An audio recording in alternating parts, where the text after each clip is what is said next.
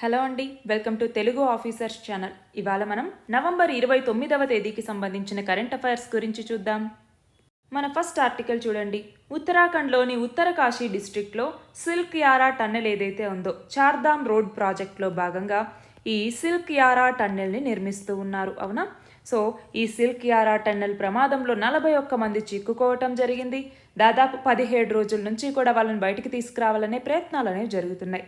అలా ఇప్పుడు 17 రోజుల తర్వాత సొరంగం నుంచి 41 మందిని కూడా సురక్షితంగా బయటికి తీసుకురావటం జరిగింది. ఇందులో ర్యాట్ హోల్ మైనర్స్ యొక్క హెల్ప్ని కూడా తీసుకున్నారు. సో ర్యాట్ హోల్ మైనింగ్ అన్నటువంటిది ఇంపార్టెంట్, దీన్ని బ్యాన్ చేయటం. అలాగే ఇక్కడ మనం గమనించాలి, మనము ఈ ర్యాట్ హోల్ మైనింగ్ని సుప్రీంకోర్టు అనేది బ్యాన్ చేసి తర్వాత కొన్ని కండిషన్స్ పెట్టి లిఫ్ట్ చేయటం జరిగింది. కానీ ఇప్పుడు వీళ్ళ ఉపయోగం అన్నటువంటిది ఇందులో చాలా ఉంది. మనం గమనిస్తే వీళ్ళని బయటికి తీసుకురావటంలో ఈ ర్యాట్ హోల్ మైనర్స్ చాలా కృషి చేయటం జరిగింది, గుర్తించాలి కదా మనం ఇక్కడ. అంతేకాదు మేఘాలయకి సంబంధించి ఈ ర్యాట్ హోల్ మైనింగ్ కేసు అన్నటువంటిది కూడా చూడాలి. మేఘాలయలో ఏమైంది? ఈ ఇన్సిడెంట్ జరగటం వల్ల దాదాపు 15 మంది ఒకసారి చనిపోయారు. మనం చూస్తే ర్యాట్ హోల్ మైనింగ్ అంటే ఏంటి? 4 అడుగులు అంటే 4 ఫీట్ కంటే తక్కువ లోతులో గోతులు తవ్వి అక్కడ కనుక బొగ్గు పొరలు కనిపించాయనుకోండి, దాన్ని బయటికి తీసుకురావటానికి పక్కనుండే సన్న మార్గాల్ని ఈ త్రవ్వకాలు తెలిసినటువంటి కార్మికులు సిద్ధం చేస్తారు. ఒకళ్ళు తవ్వుతూ ఉంటే దాన్ని ఇంకొకళ్ళు అందుకొని పైకి తీసుకొచ్చి ఒక కుప్పగా పోస్తూ ఉంటారు. తర్వాత వాటిని నేషనల్ హైవేస్ మీదుగా తీసుకెళ్లి చిన్న చిన్న గోతుల్లోకి దిగి చేతి పనిముట్లతో వాటిని తవ్వుతూ ఈ పని అంతా కూడా పూర్తి చేస్తారు. అయితే ఇది చాలా అన్సైంటిఫిక్గా జరుగుతోంది, సురక్షితం కాదు అన్నట్టుగా ఎన్జీటీ 2014వ సంవత్సరంలో నిషేధం విధించింది. అయితే ఇప్పుడు గమనించాల్సింది ఏంటి? సరైన ఉపాధి లేని చాలామంది పేదలు ఇలాంటి పనినే ఎంచుకుంటూ ఉన్నారు. కొంతమంది పిల్లలు కూడా ఈ పనిలోకి వెళ్తూ ఉన్నారు. ఆ నేపథ్యంలో ఇలాగా ఎన్జీటీ అన్నటువంటిది బ్యాన్ని విధించటం, తర్వాత సుప్రీంకోర్టు బ్యాన్ని విధించటం, దాన్ని తీసివేయటం, ఇవన్నీ పక్కన పెడితే ర్యాట్ హోల్ మైనర్స్ యొక్క హెల్ప్ అన్నటువంటిది ఈ సిల్క్ యారా టన్నెల్లో చిక్కుకున్నటువంటి కార్మికులకి ఎంతగానో ఉపయోగపడిందని మనం చెప్పొచ్చు. మన నెక్స్ట్ ఆర్టికల్ చూడండి. 2024 చివరి లోపల ఐఎస్ఎస్ ఇంటర్నేషనల్ స్పేస్ స్టేషన్ అనేసి పిలుస్తాం. ఈ ఇంటర్నేషనల్ స్పేస్ స్టేషన్లోకి మన భారత వ్యోమగామిని పంపించబోతూ ఉన్నారు. దీనికి సంబంధించి నాసాతో మన భారతదేశం అన్నటువంటిది ఒక ఒప్పందాన్ని కుదుర్చుకుంది. ఇందులో భాగంగా అర్హత కలిగినటువంటి వ్యోమగామిని ఇస్రో ఎంపిక చేస్తుంది. అతనికి నాసా అన్నటువంటిది పూర్తి ట్రైనింగ్ ఇచ్చి ఐఎస్ఎస్లోకి పంపిస్తుంది. అయితే ఇక్కడ గుర్తుంచుకోవాలి, మన భారతదేశం మన యొక్క ఓన్ స్పేస్ స్టేషన్ని 2035 కల్లా నిర్మించాలన్నట్టుగా రీసెంట్గా ప్రధాని నరేంద్ర మోదీ లక్ష్యంగా పెట్టడం జరిగింది. అంతేకాదు మూన్ మీదికి మన మనిషిని 2040వ సంవత్సరానికల్లా పంపించాలి అనేసి లక్ష్యంగా పెట్టుకున్నారు. అవునా? మన యొక్క వ్యోమగామిని. అయితే ఇప్పుడు 2024 కల్లా మన భారత వ్యోమగామిని స్పేస్లోకి పంపించాలి, ఈ యొక్క ఇంటర్నేషనల్ స్పేస్ స్టేషన్లోకి అన్నట్టుగా లక్ష్యంగా పెట్టుకోవటం జరిగింది. సో ఈ నేపథ్యంలో మనకు గుర్తుండాల్సిందేంటి? భారత అంతరిక్ష పరిశోధన సంస్థ అన్నటువంటిది వ్యోమగామిని సిద్ధం చేస్తుంది. ఆ వ్యోమగామిని నాసా అన్నటువంటిది ట్రైన్ చేయటం జరుగుతుంది. ఇక్కడ 2040 నాటికి వాణిజ్య అంతరిక్ష కేంద్రాన్ని సిద్ధం చేసుకోవాలి అనేసి మనం ముందు అనుకున్నాం. కానీ దాని తర్వాత 2035కు మార్చుకోవటం జరిగింది. అయితే 2024లో ఈ ఇంటర్నేషనల్ స్పేస్ స్టేషన్లోకి మన భారత వ్యోమగామిని పంపిస్తామన్నట్టుగా అమెరికా అధ్యక్షుడు జో బైడెన్ ప్రతిపాదించటం జరిగింది. దానికి ఇప్పుడు మేము సిద్ధం అన్నట్టుగా నాసా ప్రకటించింది. మన నెక్స్ట్ ఆర్టికల్ చూడండి. ఈ నెల చివరిలో దుబాయ్లో COP28 అన్నటువంటిది జరగబోతోంది. COP28 అంటే కాన్ఫరెన్స్ ఆఫ్ పార్టీస్ అనేసి మనం పిలుస్తూ ఉంటాము. అయితే ఇక్కడ కాప్కి సంబంధించి అంటే ఈ కాప్ సదస్సులకు సంబంధించి COP27 అన్నటువంటిది గుర్తుండాలి. అలాగే COP26 అన్నటువంటిది గుర్తుండాలి. అలాగే COP21 అన్నటువంటిది గుర్తుండాలి. అలాగే COP15 అన్నటువంటిది గుర్తుండాలి. ఇవి కొన్ని ఇంపార్టెంట్ సదస్సులు అనమాట. అయితే ఇక్కడ ఏమంటూ ఉన్నారు అంటే కాలుష్యాన్ని కట్టడి చేయాలి అంటే స్వచ్ఛ ఇంధనాలు అనేవి అవసరం, క్లీన్ ఎనర్జీ అన్నటువంటిది మనకి చాలా అవసరం అన్నటువంటి నేపథ్యంలో దీని ప్రాముఖ్యతని ఇప్పుడు COP28లో తీసుకురాబోతూ ఉన్నారు. అయితే ఇక్కడ గమనించాల్సింది ఏంటి? అంతర్జాతీయ ఇంధన సంస్థ IEA అంటాం, ఇంటర్నేషనల్ ఎనర్జీ ఏజెన్సీ అన్నటువంటిది. రీసెంట్గా ఈ IEA అన్నటువంటిది ప్రపంచ ఇంధన దృక్కోణం 2023 లేదా దీనినే మనము వరల్డ్ ఎనర్జీ అవుట్లుక్ అనేసి పిలుస్తాము. వరల్డ్ ఎనర్జీ అవుట్లుక్ లేదా దీన్నే దృక్కోణం అని పిలుస్తూ ఉంటాం. దీనికి సంబంధించి మనం ముఖ్యంగా 5 అంశాలని గుర్తుంచుకోవాలి. అంటే ఈ పరిశోధన నివేదికను బట్టి భవిష్యత్తులో కాలుష్యం కట్టడి చేయాలంటే ముఖ్యంగా 5 విషయాలు అనేవి మనం ఆలోచించాలి. ఆ 5 విషయాలు ఏంటి అంటే, 1, పునరుత్పాదక ఇంధన సామర్థ్యాన్ని 3 రెట్లు పెంచాలి. రెండవది, రవాణా వాహనాల యొక్క అంతర్గత సామర్థ్యాన్ని 2 రెట్లు మెరుగుపరచాలి. మూడవది, శిలాజ ఇంధన వినియోగంలో మీథేన్ విడుదలని 75% దాకా తగ్గించాలి. నాలుగవది, స్వచ్ఛ ఇంధన ఉత్పత్తితో సుస్థిరాభివృద్ధితో పాటు కొత్త ఆవిష్కరణల్ని కూడా సాధించాలి. చివరిగా 5వది, ఎప్పటికప్పుడు పురోగతిని పర్యవేక్షిస్తూ ఉండటం, నిర్దేశిత కొలమానాలకి సంబంధించి తనిఖీ చేస్తూ ఉండటం. దీనికి సంబంధించి ప్రతి దేశం కూడా తమ యొక్క అవసరాలు, భౌగోళిక స్థితి వీటన్నింటిని బట్టి సరైన విధానాల్ని రూపొందించుకోవాలి అన్నట్టుగా ఈ వరల్డ్ ఎనర్జీ అవుట్లుక్లో భాగంగా ఇంటర్నేషనల్ ఎనర్జీ ఏజెన్సీ అన్నటువంటిది సూచించింది. సో ఈ ఇంటర్నేషనల్ ఎనర్జీ ఏజెన్సీ ఇచ్చిన వరల్డ్ ఎనర్జీ అవుట్లుక్ అన్నటువంటిది గుర్తుండాలి. మనకి ఎగ్జామ్లో అడగచ్చు, వరల్డ్ ఎనర్జీ అవుట్లుక్ని ఇచ్చేటటువంటి సంస్థ ఏది అనేసి. సో అది మనకి గుర్తుండాలి. మన నెక్స్ట్ ఆర్టికల్ చూడండి, విపత్తులు, డిజాస్టర్స్కి సంబంధించి. మన భారతదేశంలో సంవత్సరానికి కూడా విపత్తులు అనేవి పెరిగిపోతూ ఉన్నాయి. ఇల్లు వాకిళ్ళు వదిలిపెట్టి సురక్షిత ప్రాంతాలకు వెళ్లే వాళ్ళ సంఖ్య అనేటటువంటిది పెరుగుతోంది. అలాగే ఈ విపత్తుల వల్ల ఆస్తి నష్టం, ప్రాణ నష్టం అనేటటువంటిది ఎక్కువవుతుంది. మరి ఇలాంటి నేపథ్యంలో ఇలా ఏవైతే విపత్తులు జరుగుతూ ఉన్నాయో దీనివల్ల ఇల్లు వాకిలను వదిలిపెట్టిపోయే వాళ్ళు, అంటే నిరాశ్రయులు ఎవరైతే ఉంటారో, నిర్వాసితులు ఎవరైతే ఉంటారో వాళ్ళని ప్రపంచం అనేది విస్మరిస్తోంది అన్నట్టుగా ఐక్యరాజ్యసమితి మానవ హక్కుల మండలి అన్నటువంటిది చెప్తోంది. కాబట్టి ఇక్కడేంటి, మనం చూస్తే సునామీలు రావటం, తుఫాన్లు రావటం, వరదలు రావటం, వీటి వల్ల చాలా దేశాల్లో ఎంతోమంది నిర్వాసితులైపోతూ ఉన్నారు, వేరే ప్రదేశాలకి వలస వెళ్తూ ఉన్నారు. మరి ఇక్కడ మనం చూస్తే వ్యవసాయం కానివ్వండి, అనుబంధ వృత్తులు కానివ్వండి, అలాగే సామాజిక రాజకీయ పరమైనటువంటి ఇబ్బందులు కానివ్వండి, వీటన్నింటినీ ప్రజలు ఎదుర్కొంటూ ఉన్నారు. కాబట్టి పెరుగుతున్నటువంటి భూతాపాన్ని తగ్గించడానికి కృషి చేస్తే కొంతవరకు ఇలాంటి విపత్తుల్ని తగ్గించవచ్చు. అంటే కర్బన ఉద్గారాల్ని తగ్గించడానికి ప్రతి దేశం కూడా అనుకున్న లక్ష్యాల్ని సాధించాలి. మన భారతదేశం COP26లో భాగంగా COP26 లేదా కాన్ఫరెన్స్ ఆఫ్ పార్టీస్ 26 అంటాం. ఇందులో భాగంగా నెట్ జీరోని 2070వ సంవత్సరానికల్లా చేరుకుంటామనేసి లక్ష్యంగా పెట్టింది. సో ఎంత వీలైతే అంత త్వరగా ఈ నెట్ జీరో లక్ష్యాన్ని చేరుకోవాలి. అలాగే డెవలప్మెంట్ పేరుతో మనం విడుదల చేస్తున్నటువంటి కర్బన ఉద్గారాల్ని తగ్గించాల్సిన అవసరం ఉంది. ఇక్కడ చూడండి, డిజాస్టర్స్, విపత్తులు అనేవి 2 రకాలు, హ్యూమన్ డిజాస్టర్స్, న్యాచురల్ డిజాస్టర్స్ అనేసి. అంటే ఏంటి, ఇక్కడ ఆంథ్రోపోజెనిక్ కాజెస్ వల్ల వచ్చేటటువంటి వాటిని హ్యూమన్ డిజాస్టర్స్ అంటున్నాం. అందులో ఎన్విరాన్మెంటల్ డిజాస్టర్స్ ఉంటాయి, టెక్నాలజికల్ డిజాస్టర్స్ ఉంటాయి. ఎన్విరాన్మెంటల్ అంటే ఏంటి, గ్రీన్ హౌస్ ఎఫెక్ట్ వల్ల, డిఫారెస్ట్రేషన్, ఇష్టం వచ్చినట్టుగా టౌన్ ప్లానింగ్ అనేది చేపట్టడం, అలాగే ఈ చెరువులు ఎండిపోవటం, ఇలాంటి వాటి వల్ల. టెక్నాలజికల్ అంటే ఏంటి, కెమికల్ గాను, న్యూక్లియర్ గాను, ఆయిల్ స్పిల్స్ కానివ్వండి, వీటన్నింటినీ టెక్నాలజికల్ డిజాస్టర్స్ అంటాం.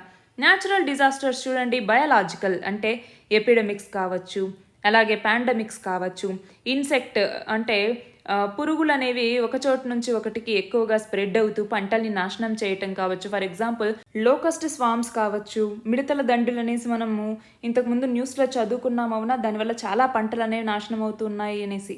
సో అది కావచ్చు. యానిమల్ స్టాంపీడ్ అంటే తొక్కిసలాటలు కావచ్చు. జియో ఫిజికల్ అంటే ఏంటి, ఎర్త్క్వేక్స్, వాల్కనోస్, మాస్ మూమెంట్ అంటే ఎర్త్కి సంబంధించి మాస్ మూమెంట్ అనేటటువంటిది ఉంటుందన్నమాట. సో అది కావచ్చు. హైడ్రోలాజికల్ అంటే ఏంటి, ఫ్లడ్స్ కావచ్చు. అలాగే వెట్ మాస్ మూమెంట్ అంటే ఏంటంటే నేల అన్నటువంటిది ఒక చోటు నుంచి ఇంకొకటి, అంటే దీనిని ఏం చెప్పచ్చు, ల్యాండ్ స్లైడ్ కన్నా తక్కువ మూమెంట్ అనేది దీంట్లో ఉంటుందన్నమాట. మెట్రలాజికల్ అంటే ఏంటి, స్ట్రామ్స్ అనేవి రావటం. క్లైమెటలాజికల్ అంటే ఎక్స్ట్రీమ్ టెంపరేచర్స్ ఉండటం, డ్రాట్స్ అనేవి ఉండటం, వైల్డ్ ఫైర్స్ అనేవి రావటం. ఇవన్నీ న్యాచురల్ డిజాస్టర్స్ కిందికి మనం చెప్తాము. మన నెక్స్ట్ ఆర్టికల్ చూడండి, దక్షిణార్ధగోళ ప్రాంతీయ న్యాయ సదస్సు. రీసెంట్గా ఈ సదస్సు అనేటటువంటిది మన భారతదేశంలో జరిగింది. ఇందులో భాగంగా మన రాష్ట్రపతి ఏమన్నారు, అత్యున్నత న్యాయ వ్యవస్థలో ఆంగ్ల భాష అంటే ఇంగ్లీష్ మీడియం కావచ్చు, లేదా ఎక్కువ ఫీజులు ఉండటం కావచ్చు, ఇవి సమన్యాయానికి చాలా అడ్డంకిగా మారుతూ ఉన్నాయి, వీటిని అధిగమించాల్సిన అవసరం ఉంది అన్నట్టుగా చెప్పటం జరిగింది. మనం చూస్తే గ్రామీణ ప్రాంతాల్లో నివసించే ప్రజలకు కానీ, సామాజికంగా అట్టడుగున ఉన్నటువంటి వాళ్ళు ఎక్కువ ఫీజుల్ని పే చేయలేరు, ఆంగ్లంలో తరువుగా మాట్లాడాలి అన్నా కూడా కష్టమే. అలాంటి వాళ్ళకి ప్రత్యేకంగా అవేర్నెస్ క్యాంపెయిన్స్ నిర్వహించాలి. వాళ్ళు వాళ్ళ యొక్క హక్కుల్ని తెలుసుకుని న్యాయ సహాయ పరిష్కారాలను అందుకోవాల్సినటువంటి అవసరం అనేది ఉంది.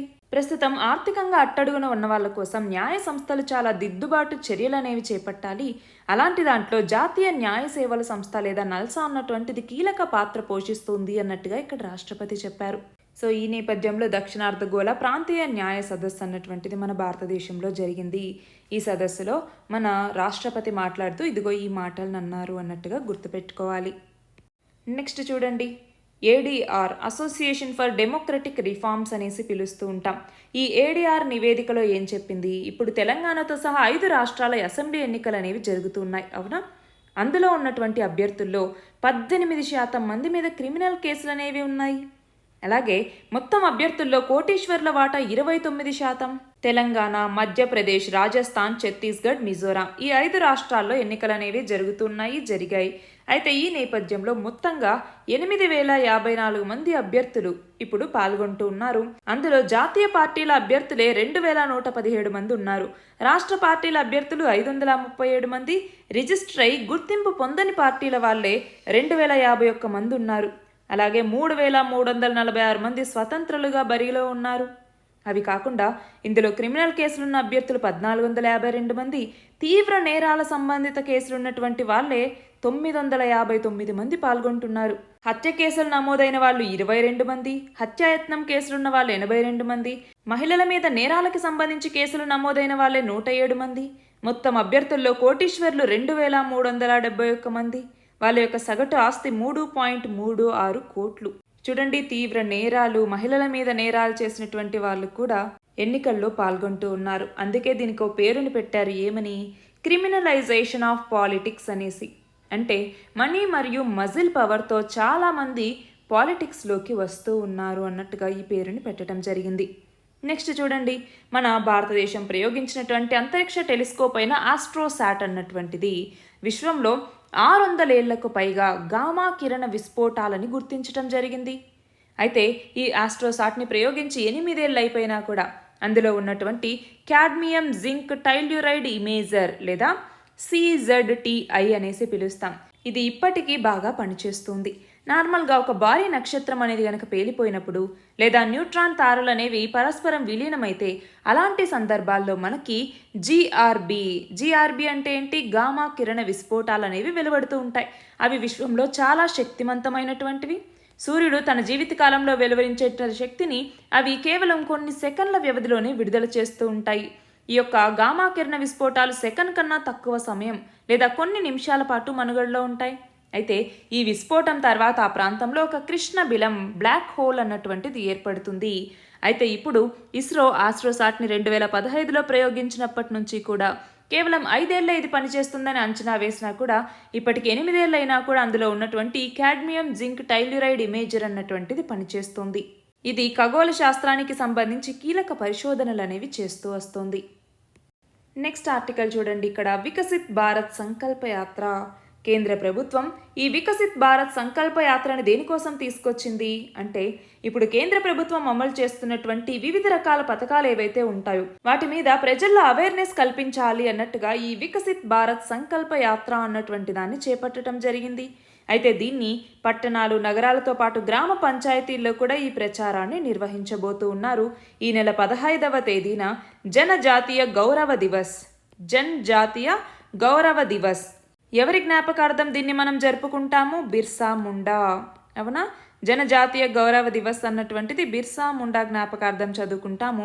ఆ రోజున ఈ వికసిత్ భారత్ సంకల్ప యాత్ర అన్నటువంటిది ప్రధాని మోదీ ప్రారంభించారు. నెక్స్ట్ చూడండి, భారత్ బయోటెక్ అన్నటువంటిది యూనివర్సిటీ ఆఫ్ సిడ్నీతో టీకాలకు సంబంధించి సంయుక్త పరిశోధన చేయటానికి గాను ఒక ఒప్పందాన్ని కుదుర్చుకుంది. టీకాల అభివృద్ధికి సంబంధించినటువంటి టెక్నాలజీని university of Sydney infectious diseases ఇన్స్టిట్యూట్తో కలిసి అభివృద్ధి చేస్తామన్నట్టుగా ఇక్కడ భారత్ బయోటెక్ చెప్తోంది. నెక్స్ట్ ఆర్టికల్ చూడండి, ఆంధ్రప్రదేశ్ ప్రభుత్వం ప్రతి గ్రామానికి, ప్రతి రైతుకి నాణ్యమైన విద్యుత్ని అందించటం కోసం మౌలిక వసతుల్ని అభివృద్ధి చేస్తూ ఉన్నారు. అందులో భాగంగా 14 జిల్లాల్లో విద్యుత్ పంపిణీ సామర్థ్యాన్ని పెంచటం లక్ష్యంగా 28 సబ్స్టేషన్స్ నిర్మిస్తున్నారు. అందులో ఇప్పుడు 12 సబ్స్టేషన్స్ని ప్రారంభించటం జరిగింది. అలాగే 850 మెగావాట్ల సౌర ప్రాజెక్టుల్ని, అలాగే 16 సబ్స్టేషన్లకి శంకుస్థాపన చేయటం ఇవన్నీ కూడా జరిగాయి. 28 అన్నాం కదా, అందులో 12 సబ్స్టేషన్లు అనేవి తయారయ్యాయి, వాటిని ప్రారంభించారు. ఇంకొక 16 సబ్స్టేషన్లకి ఇప్పుడు శంకుస్థాపన అనేది జరిగింది. నెక్స్ట్ ఆర్టికల్ చూడండి, భారత రెజ్లింగ్ సమాఖ్య WFI దీనికి సంబంధించి ఫిబ్రవరి 2023లో అంటే ఈ సంవత్సరం ఫిబ్రవరిలో ఎన్నికలు జరగాల్సి ఉంటే చాలా కారణాల వల్ల ఎన్నికలు అనేవి నిలిచిపోయాయి. అయితే ఇక్కడ గమనించాల్సింది ఏంటి, ఇప్పుడు సుప్రీంకోర్టు అన్నటువంటిది దీని మీద ఉన్నటువంటి స్టేని ఎత్తివేయటం జరిగింది. దాంతో భారత రెజ్లింగ్ సమాఖ్యకి త్వరలో ఎన్నికలు అనేవి జరగబోతూ ఉన్నాయి. మనం చూస్తే సెక్షువల్ హరాస్మెంట్ కేసెస్ అనేవి నమోదవుతూ ఉండటం, వివిధ రకాల ఇష్యూస్ వల్ల ఎన్నికలు అనేవి ఇప్పటి వరకు జరగకుండా వస్తూనే ఉన్నాయి. దానికి సంబంధించి పంజాబ్ హర్యానా హైకోర్టు అన్నటువంటిది స్టేని విధించింది. దాన్ని ఇప్పుడు సుప్రీంకోర్టు అన్నటువంటిది రద్దు చేయటం జరిగింది. నెక్స్ట్ చూడండి, ఐర్లాండ్ రచయిత అయినటువంటి పాల్ లించ్ ఇతనికి 2023 సంవత్సరానికి గాను బుకర్ ప్రైజ్ అనేది రావటం జరిగింది. అతను రాసినటువంటి ప్రాఫిట్ సాంగ్ నవలకి ఈ అవార్డు అనేది వచ్చింది. దేనికి సంబంధించిన నవల ఇది అంటే, ఐర్లాండ్ దేశం నిరంకుశత్వంలోకి వెళ్ళిపోతున్నటువంటి సమయంలో రహస్య పోలీసుల బారి నుంచి తప్పించుకునేందుకు ఒక కుటుంబం పడినటువంటి కష్టాలను ఇందులో ఇతను వివరించటం జరిగింది. నెక్స్ట్ చూడండి, ప్రస్తుత ఆర్థిక సంవత్సరంలో భారత వృద్ధి రేటు 6.4% నమోదవ్వచ్చు అన్నట్టుగా S&P గ్లోబల్ రేటింగ్స్ అన్నటువంటిది అంచనా వేసింది. గతంలో 6% అంచనా వేస్తే ఇప్పుడు దాన్ని 6.4%కి పెంచింది. అలాగే వచ్చే ఆర్థిక సంవత్సరంలో అంచనాని మాత్రం 6.9% నుంచి 6.4%కి తగ్గించింది. రీజన్స్ ఏంటి అంటే, అంతర్జాతీయ వృద్ధి అనేది తగ్గటం, వడ్డీ రేట్ల పెంపు, ఈ ప్రభావం అనేటటువంటిది ఉంటుంది. దానివల్ల దేశంలో వృద్ధి అనేది తగ్గచ్చు అన్నట్టుగా ఈ వృద్ధి రేటు అంచనాని తగ్గించటం జరిగింది. అయితే అంతర్జాతీయ ద్రవ్యనిధి, ప్రపంచ బ్యాంకు, ADB, ఫిచ్ సంస్థలు ఇవన్నీ కూడా భారత వృద్ధి రేటుని 6.3%గా అంచనా వేయటం జరిగింది. రిజర్వ్ బ్యాంక్ ఆఫ్ ఇండియా 6.5% అన్నట్టుగా చెప్పింది. అలాగే 2022-23లో చూస్తే మన వృద్ధి రేటు ఎంత, 7.2%. నెక్స్ట్ చూడండి, న్యూజిలాండ్కి కొత్త ప్రధానిగా క్రిస్టఫర్ లక్సన్ ఇతను ప్రమాణ స్వీకారం చేయటం జరిగింది. అక్టోబర్లో అక్కడ పార్లమెంట్కి ఎన్నికలు అనేవి జరిగాయి. దాని తర్వాత 2 చిన్న పార్టీల మద్దతుతో ఇతనికి సంబంధించిన నేషనల్ పార్టీ అన్నటువంటిది ప్రభుత్వాన్ని ఏర్పాటు చేయటం జరిగింది. అంటే ఇది సంకీర్ణ ప్రభుత్వం. నెక్స్ట్ చూడండి, ఎడెల్గివ్ హురూన్ ఇండియా 2023 జాబితా ప్రకారం మన దేశంలో దాతృత్వంలో ఎవరు అగ్రస్థానంలో ఉన్నారు అంటే HCL టెక్నాలజీస్ చీఫ్ అయినటువంటి శివ్ నాడార్. ఈయన 2023లో 2042 కోట్ల విరాళాన్నిచ్చి మొదటి స్థానంలో ఉన్నారు. 2022తో పోలిస్తే ఇది 76% అధికం. దాని తర్వాత రెండవ స్థానంలో విప్రో అధినేత అయినటువంటి అజిమ్ ప్రేమ్జీ, ఇతను 1774 కోట్ల విరాళాలని ఇవ్వటం జరిగింది. నెక్స్ట్ చూడండి, ఏ దేశంలో ఉన్నటువంటి రూప్పూర్ అణు విద్యుత్ కేంద్రానికి రష్యా ఇటీవల తొలిసారిగా యురేనియంని సరఫరా చేసింది అంటే బంగ్లాదేశ్లో ఉంది ఈ రూప్పూర్ అణు విద్యుత్ కేంద్రం అన్నటువంటిది. మొత్తం 2400 మెగావాట్ల విద్యుత్ ఉత్పత్తి లక్ష్యంగా ఈ కేంద్రాన్ని ఏర్పాటు చేశారు. రష్యాకు చెందినటువంటి రోసాటమ్ ద్వారా నిధులు అనేటటువంటి సమకూర్చి ఈ ప్లాంట్ని నిర్మించారు. నెక్స్ట్ చూడండి, అర్జెంటీనా ఫుట్బాల్ స్టార్ అయినటువంటి లియోనాల్ మెస్సీ 2023కు గాను బాలన్ డి ఓర్ అనేటటువంటి అవార్డుని గెలుచుకోవటం జరిగింది. ఈయన ఈ పురస్కారాన్ని గెలుచుకోవటం ఇది ఎన్నవసారి అంటే 8వసారి. 2009లో, 10లో, 11లో, 12లో, 2015, 19, 2021లో కూడా ఇతని పురస్కారాన్ని అందుకున్నారు. అయితే మహిళల కేటగిరీకి సంబంధించి ఈ సంవత్సరం పురస్కారాన్ని స్పెయిన్కి చెందినటువంటి ఐటానా బొన్మటి ఈమెకి ప్రదానం చేయటం జరిగింది. చివరిగా ఆగ్నేయ ఆసియాలోనే మొదటి హై స్పీడ్ రైల్వే ప్రాజెక్ట్ అయినటువంటి హూష్ దీనిని ఇటీవల ఏ దేశంలో ప్రారంభించారు అంటే ఇండోనేషియా. ఈ ప్రాజెక్ట్ నిర్మాణానికి చైనా ఆర్థిక సహాయం అందించింది.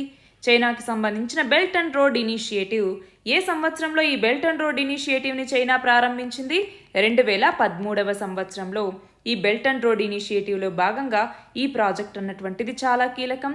దీనికి సంబంధించి ఆ దేశ అధ్యక్షుడైన జోకో విడోడో ఇండోనేషియా అధ్యక్షుడు. ఇతను ఈ హై స్పీడ్ రైల్వేని అధికారికంగా ప్రారంభించడం జరిగింది. హూష్ అంటే వక్తు హేమత్ ఒపెరాసి ఆప్టిమల్ సిస్టమ్ హేబత్ అన్నటువంటిది దీని యొక్క అబ్రివేషన్. ఇవి ఇవాల్టి important articles. All the very best and thank you very much.